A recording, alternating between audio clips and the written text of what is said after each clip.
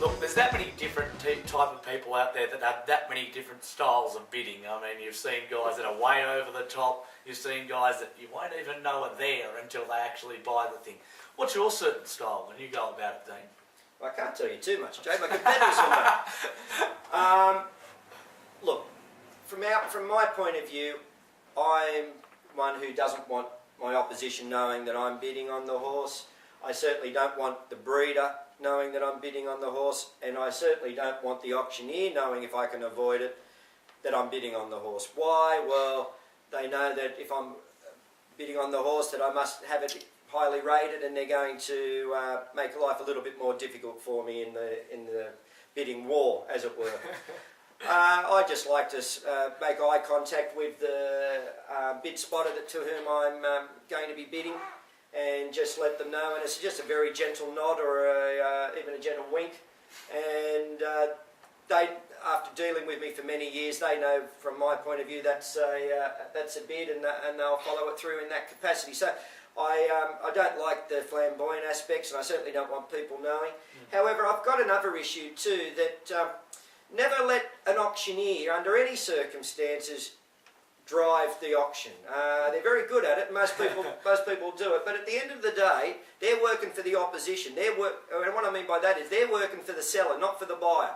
So if I'm not happy with the speed the auction's going, and he's running it up too quickly, it's going 10, 20, 30, and going up in $10,000 bids, and I think that's too hard, I'll drag them back. I'll tell them that no, I only want to bid half, and I'll give a half signal or mouth it to my bid spotter, and they understand what I'm doing. I'll take the heat out of the sale and try and drag it down to slower, so things are even down to a $2,500 bid, because at the end of the day I'm spending my money. I'm not working for the vendor, I'm working for me, the buyer, so I want to get it as cheap as possible. So under that process, that's what we do, and it's been successful so far, and we've never had to pay overs on too many horses. In fact, I can name on one hand how many times we've got it wrong. So I think something must be going wrong. Yeah, exactly. And well, that record that we've talked about in our previous two episodes of the interview, I mean, that speaks for itself. So there you are. And so does. Yeah, exactly. Not a bad little trophy cabinet we've got behind us, as well as the. Yeah, not too bad. They're not too bad for dust collectors. It keeps the office cleaners busy every Monday morning. There you go. So, mate, you've done all your hard work. You've finally got a horse. You've got the one you wanted. What happens to that horse from the time that the hammer goes down to the time it leaves the sale? Good question, Jay. Most people wouldn't realise there is an awful lot that does actually go on once the hammer falls. You might think, oh well, great, I've got a horse and I'll see it at home. It's far from that, Immediately the hammer falls, it becomes your property. So you have to do certain things to advance that along.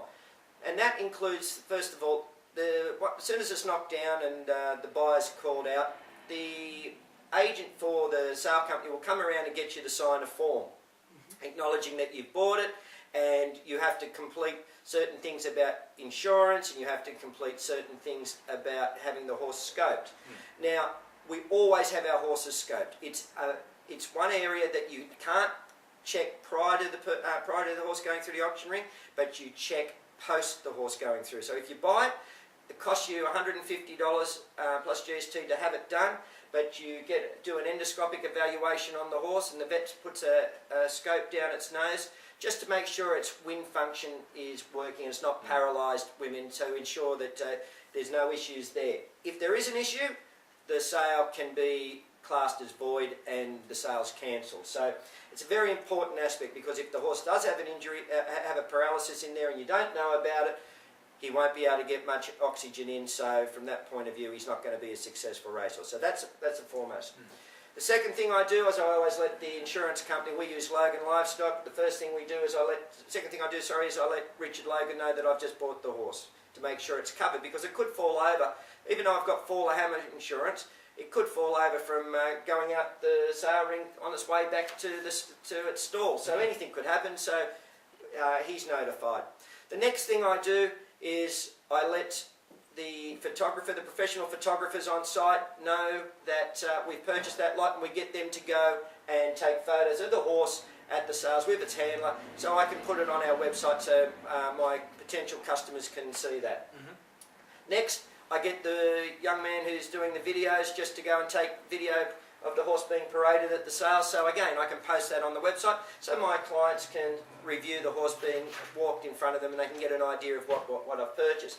I then put a notification on Twitter, and I also put a notification in our news section of our website, so my clients who are following us on my website and through the internet can follow what we've purchased, and I can give them indications as to why we bought that. Then we go and notify the transport company that we've purchased whatever the lot number is, and that they're to take the horse home that evening. I then notify the spelling farm that I purchased a lot during the day, and it'll be coming home with the transport company. And then finally I go and notify the sale office that I'm happy to have signed the forms, and that I go and organise the pass out for the horse to leave the complex. So as you can see, there's quite a deal is still involved in the processes post-sale. And we might buy 4 or 5 or more horses at a sale. So as you can see, it's not just quite, oh, let's sit back and have a drink. The reality is there's still quite a lot of work that is involved prior to the horse leaving the sale yard.